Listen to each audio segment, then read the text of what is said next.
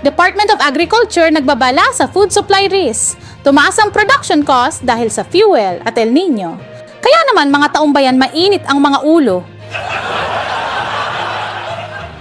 Pinapalakas ng DA ang irrigation support nationwide at nagpaalala sa mga LGU na maghanda ng contingency plan. Asa ka pa sa LGU, reaksyon ng taong bayan. Pilipinas kabilang sa US Food Aid Priority List ayon sa USDA. Kasama ang iba pang 7 bansang bibigyan ng food assistance. Komento ng mga Pilipino, naks, lakas natin kay Uncle Sam nito.